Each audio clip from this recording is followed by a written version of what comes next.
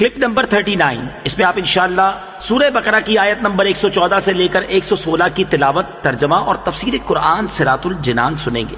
بسم اللہ الرحمن الرحیم۔ ترجمہ: اللہ کے نام سے شروع جو نہایت مہربان رحمت والا ہے۔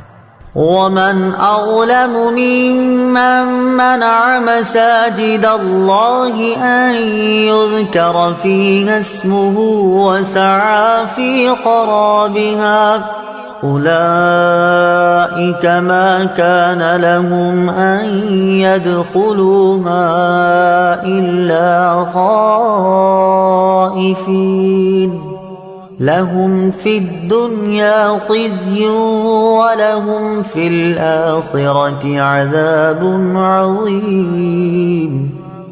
ترجمہ: اور اس سے بڑھ کر ظالم کون ہوگا جو اللہ کی مسجدوں کو اس بات سے روکے کہ ان میں اللہ کا نام لیا جائے اور ان کو ویران کرنے کی کوشش کرے۔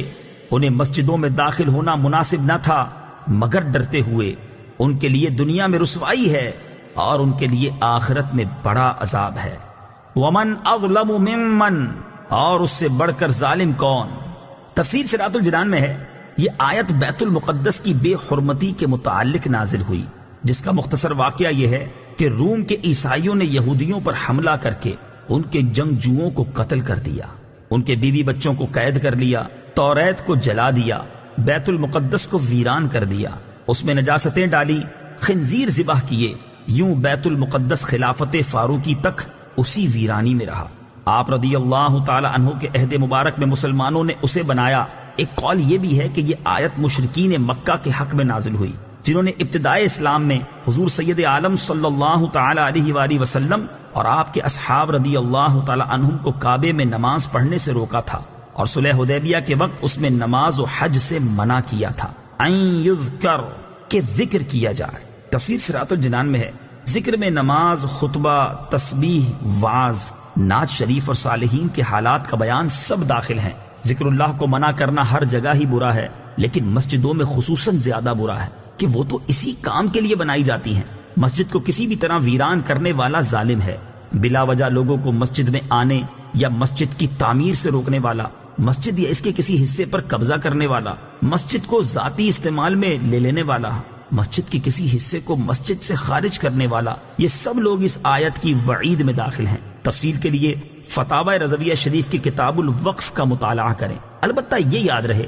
کہ جنبی یعنی جس پر غسل فرض ہو، منہ کی بدبو والے، لہسن، پیاز وغیرہ بدبودار چیزوں کی بو جس کے منہ سے آ رہی ہو، اسے روکنا اس میں داخل نہیں کہ یہ حقیقت میں مسجد سے تکلیف دہ یا نامناسب چیزوں کو دور کرنے کے حکم میں آتا ہے۔ یہ بھی یاد رہے کہ مسجد کے نزدیک دوسری مسجد اس نیت سے بنانا کہ پہلی مسجد ویران ہو جائے حرام ہے، کہ یہ بھی مسجد کی ویرانی میں کوشش کرنا ہے۔ البتہ اگر کوئی مسجد بنائے تو اس کی نیت پر ہم حکم نہیں لگا سکتے ہیں کہ اس نے بری نیت سے ہی مسجد بنائی ہے، الا خائفین، مگر ڈرتے ہوئے۔ تفسیر صراط الجنان میں ہے مسجد میں ادب و تعظیم اور خوف خدا کے ساتھ داخل ہونا چاہیے، نڈر و بے باک ہو کر اور آداب مسجد کو پامال کرتے ہوئے داخل ہونا مسلمان کا کام نہیں۔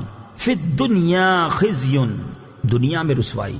تفسیر صراط الجنان میں ہے بیت المقدس ویران کرنے والوں کو دنیا میں یہ رسوائی پہنچی کہ قتل کیے گئے، گرفتار ہوئے، جلا وطن کیے گئے، خلافت فاروقی و عثمانی میں ملک شام ان کے قبضے سے نکل گیا اور بیت المقدس سے ذلت کے ساتھ نکالے گئے۔ مسجدوں اور مسجدوں سے تعلق رکھنے والوں سے نفرت کرنے والوں کو یہ وعید اپنے پیش نظر رکھنی چاہیے۔ وَلِلَّهِ الْمَشْرِقُ وَالْمَغْرِبُ فَأَيْنَمَا تُوَلُّوا فَثَمَّ وَجْهُ اللَّهِ إِنَّ اللَّهَ وَاسِعٌ عَلِيمٌ۔ ترجمہ: اور مشرق و مغرب سب اللہ ہی کا ہے، تو تم جدھر منہ کرو ادھر ہی اللہ کی رحمت تمہاری طرف متوجہ ہے، بے شک اللہ وسعت والا، علم والا ہے۔ وَلِلَّهِ، اور اللہ ہی کے لیے ہے۔ تفسیر صراط الجنان میں ہے ایک مرتبہ صحابہ کرام علیہم رضوان تاریک رات میں سفر میں تھے، قبلہ کی سمت معلوم نہ ہو سکی، ہر شخص نے جس طرف اس کا دل جما نماز پڑھ لی۔ صبح کو بارگاہ رسالت میں حال عرض کیا تو یہ آیت نازل ہوئی۔ حضرت عبداللہ ابن عمر رضی اللہ تعالیٰ عنہ فرماتے ہیں یہ اس مسافر کے حق میں نازل ہوئی جو سواری پر نفل ادا کرے، اس کی سواری جس طرف متوجہ ہو جائے اس طرف اس کی نماز درست ہے۔ فَأَيْنَمَا تُوَلُّوا، تو تم جدھر منہ پھیرو۔ تفسیر صراط الجنان میں ہے، معلوم ہوا کہ قبلہ کی سمت معلوم نہ ہو سکے تو جس طرف دل جمے کہ خانہ کعبہ اسی سمت ہوگا تو اسی طرف منہ کر کے نماز پڑھے۔ اس بارے میں تفصیلی احکام جاننے کے لیے بہار شریعت حصہ 3 کا مطالعہ فرمائیں۔ یہ یاد رہے کہ خانہ کعبہ ہی قبلہ ہے، یہاں جو اجازت ہے وہ مخصوص صورتوں میں ہے۔ وقالوا اتخذ الله ولدا سبحانه بل له ما في السماوات والأرض كل له قانتون۔ ترجمہ، اور مشرکوں نے کہا اللہ نے اپنے لیے اولاد بنا رکھی ہے، وہ پاک ذات ہے، بلکہ جو کچھ آسمانوں اور زمین میں ہے سب اسی کی ملکیت میں ہے، سب اس کے حضور گردن جھکائے ہوئے ہیں۔ سبحانہ، اللہ پاک ہے۔ تفسیر صراط الجنان میں ہے، یہودیوں نے حضرت عزیر علیہ الصلوۃ والسلام کو اور عیسائیوں نے حضرت عیسیٰ علیہ الصلوۃ والسلام کو خدا کا بیٹا مانا، جبکہ مشرکین عرب نے فرشتوں کو خدا کی بیٹیاں قرار دیا۔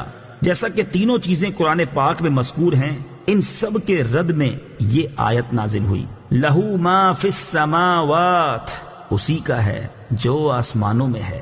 تفسیر صراط الجنان میں ہے، کسی کی اولاد اس کی ملکیت نہیں ہو سکتی، اور جب آسمانوں اور زمین کی ہر چیز اللہ تعالیٰ کی ملکیت ہے تو اس کی اولاد کیسے ہو سکتی ہے؟ نیز اولاد حقیقت میں ماں باپ کا جز ہوتی ہے، اور آدمی اپنے جز کا مالک نہیں ہوتا۔